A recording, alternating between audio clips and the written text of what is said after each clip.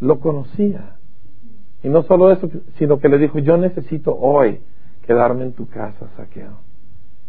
¿Cómo no iba ese hombre a cambiar? El Dios del universo, el Mesías esperado por milenios, lo conocía por su nombre. Tú tienes que darte cuenta que Dios te ha escogido a ti personalmente, te ha llamado a ti individualmente, y eso es suficiente para cambiarle la vida a una persona. Dices: pero todavía no me explica nada. No necesito que me explique nada. Explicar tiene que ver con esto. Pero cuando te hablan por tu nombre, cuando Dios te llama por tu nombre, algo pasa en el interior. ¿Sí? Estaba viendo en Juan, Jesús había rescatado a una mujer que se llamaba María Magdalena.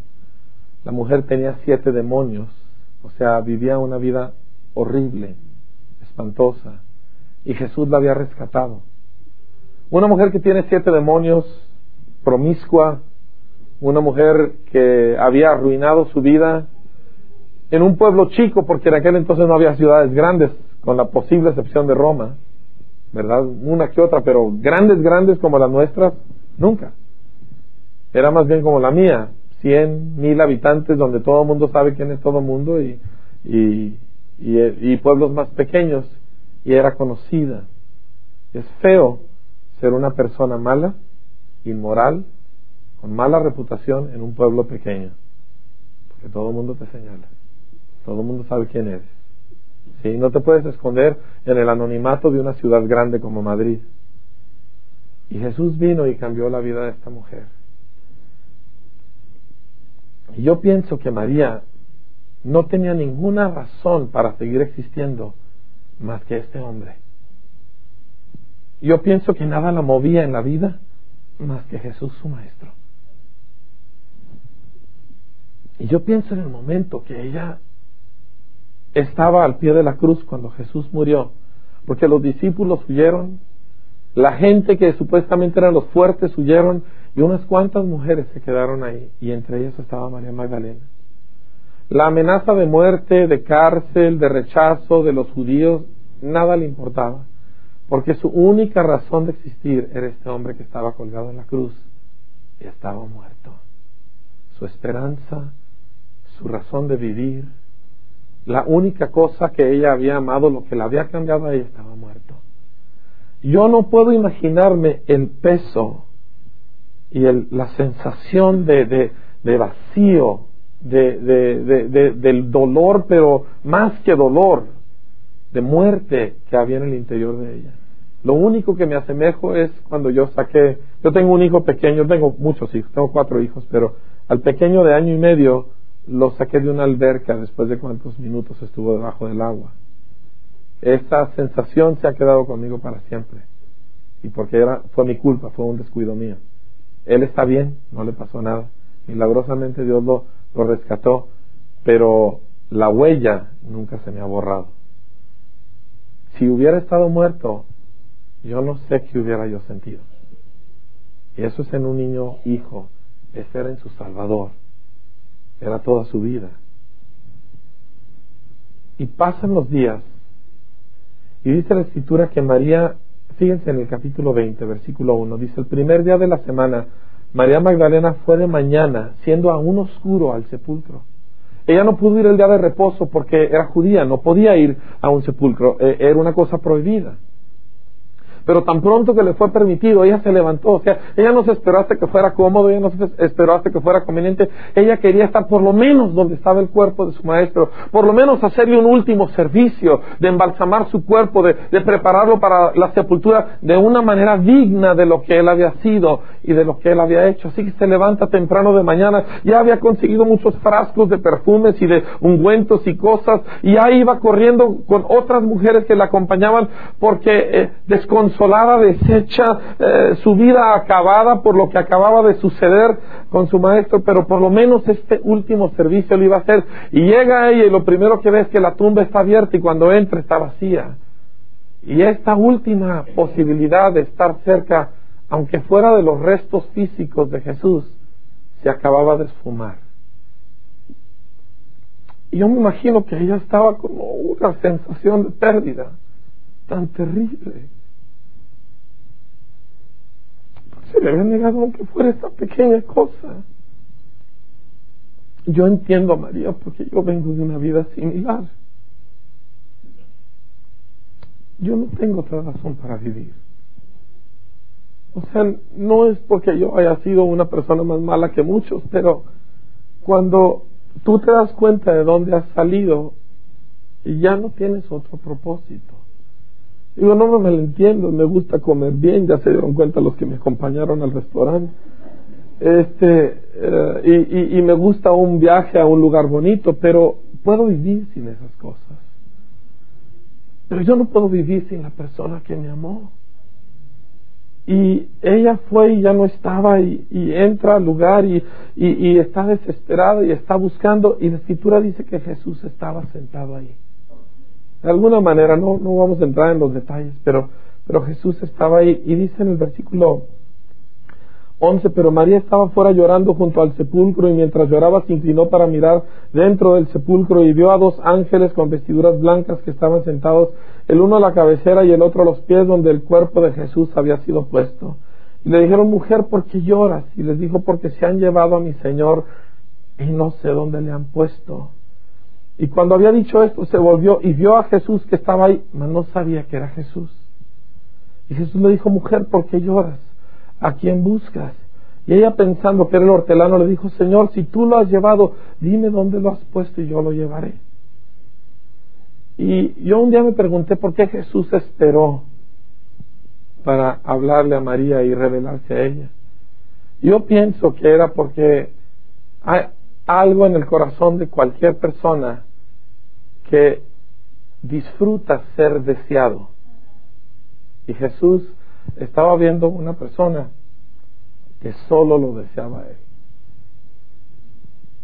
Yo creo que se esperó porque probablemente le estaban rodando las lágrimas, no de tristeza sino de gozo, de ver aunque sea una que lo amaba solo a él, que lo deseaba solo a él.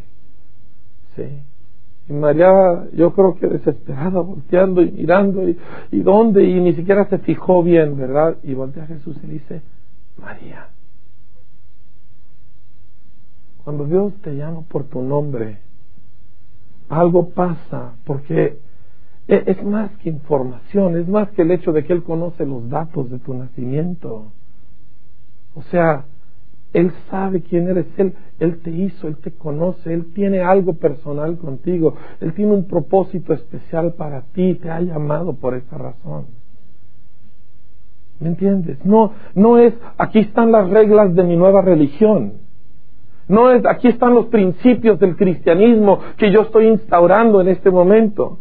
No es, aquí están las reglas de la fe para que tú puedas vivir una vida de éxito cristiano.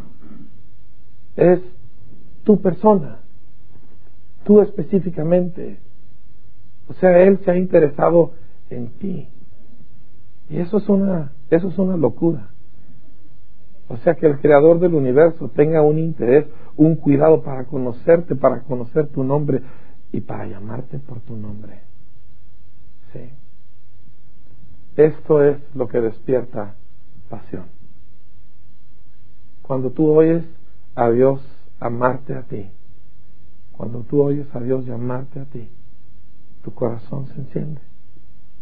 No se enciende porque has hecho, o porque has logrado, o porque te ha dado cosas, porque Dios a todos les da cosas, a creyentes y a inconversos, a todos bendice, Él es bueno. Pero cuando Él hace contacto con tu espíritu, cuando habla su palabra a tu corazón. Ayer hablábamos de eso con los hombres. Tú necesitas oír a Dios, pero algo sucede cuando Dios te habla a ti.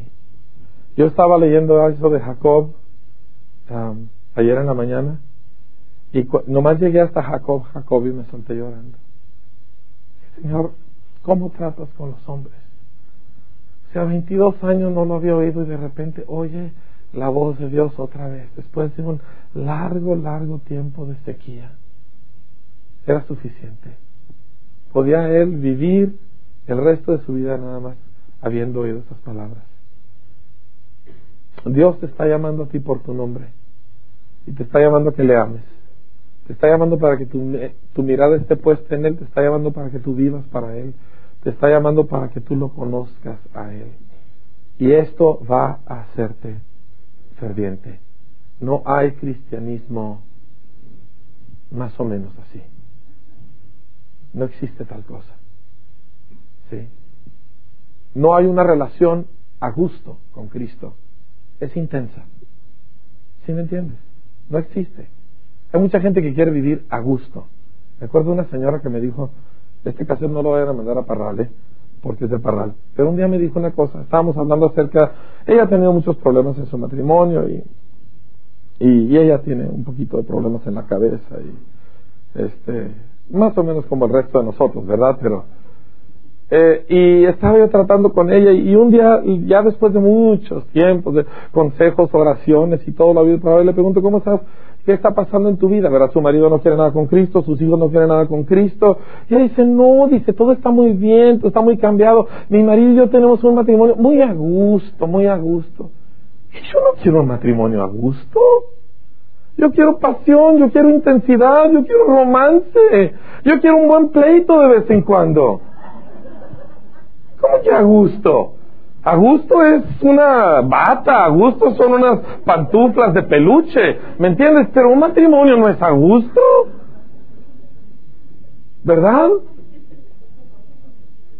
A gusto significa que cada quien se ha distanciado el uno del otro para no molestarse demasiado el uno al otro, para no interferir demasiado el uno con los caprichos y la carnalidad del otro. Eso es a gusto, pero amor no es a gusto. Amor es intenso, amor es apasionado, amor es una cosa fuerte que arde.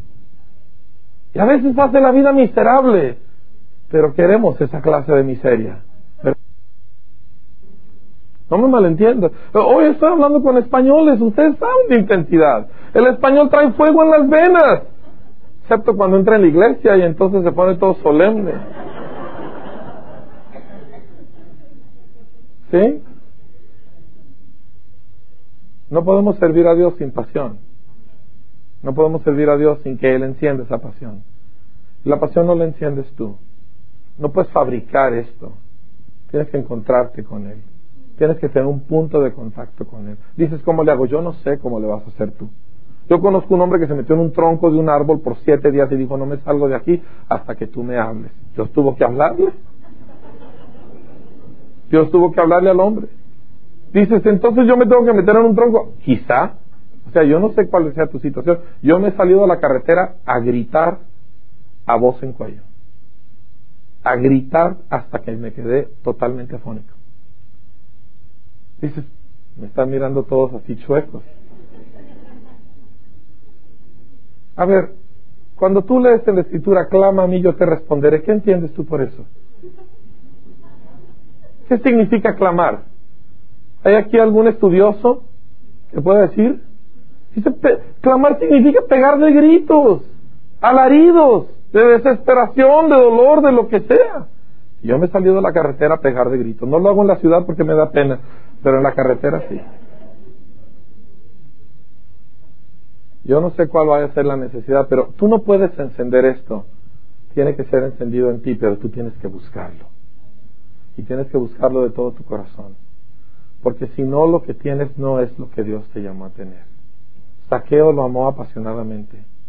También María Magdalena. También Pedro. Hombres y mujeres, todos muy defectuosos, todos con errores muy grandes. Pero el punto clave es que ellos conocían y por lo tanto amaban intensamente a Dios. Moisés fue así, David fue así. ¿Quién fue mejor hombre en términos morales, David o Saúl?